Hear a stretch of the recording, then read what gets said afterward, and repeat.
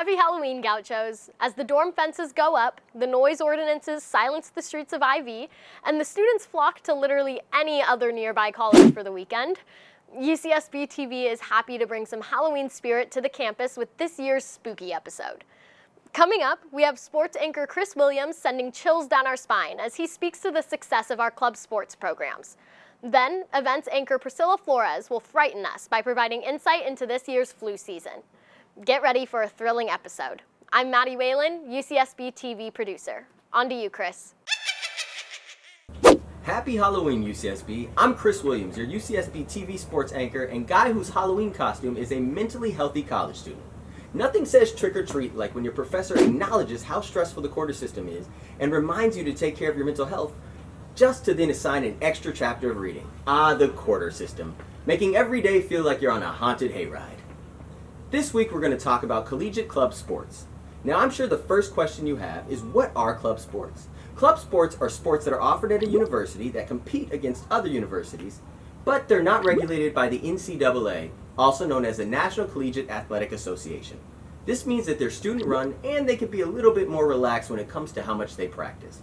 Oh, but don't get it twisted. These clubs are still extremely competitive. So much so that UCSB has a dedicated strength and conditioning program just for club sport athletes at the Athletic Performance Center, which aims to provide strength and conditioning services designed to enhance athletic performance and decrease the amount of injuries. So, what club sports does UCSB offer? Well, just to name a few, we have an amazing rugby team, climbing team, cycling, dance, field hockey, ice hockey, soccer, surf, baseball, rowing, lacrosse, and even a 12th ranked sailing team.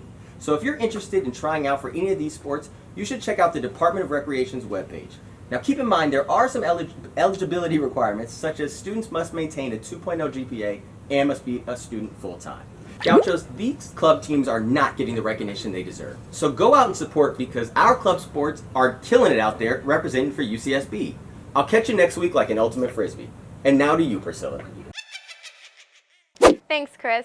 Hello, Gauchos. As we start nearing the end of October, one thing has become very apparent for the UCSB community. It is cold season, or also known as the frat flu. If you didn't already know this, just listen to the amount of people coughing and sniffling in your lectures.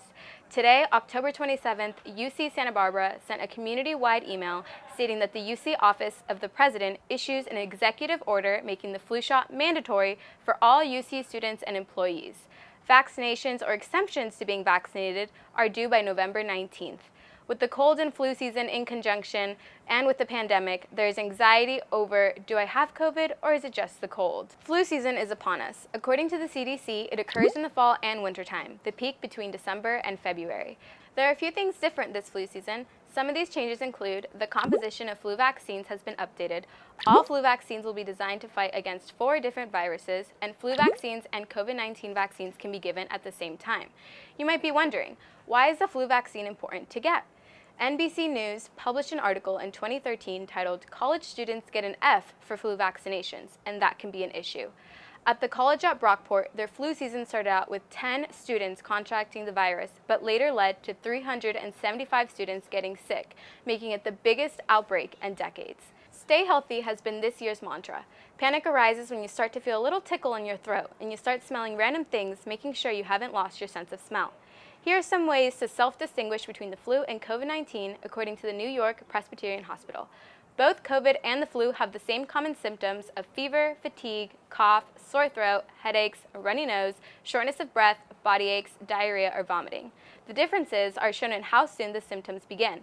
For the flu, it can be quick 1 to 4 days after infection, but COVID can be delayed for about 5 days. COVID, in addition, is different from the flu in that one loses taste or smell, develops red or swollen eyes, along with skin rashes. Prevention tips are to wash your hands, wear your mask inside due to Santa Barbara County policy, and if you feel sick, get tested. Thank you for tuning in, Gauchos. Remember to be safe and stay healthy. This is UCSB TV's Pricila Flores. Thanks, Pricila. Well, Gauchos, I hope you all find the best last-minute costumes, still think of a good excuse to go trick-or-treating, and stay quiet after 6 p.m. Those noise ordinances are definitely the spookiest part of the whole weekend. I hope this episode didn't scare you away too badly, and we'll see you next week for another regular episode. I'm Maddie Whalen, UCSB TV.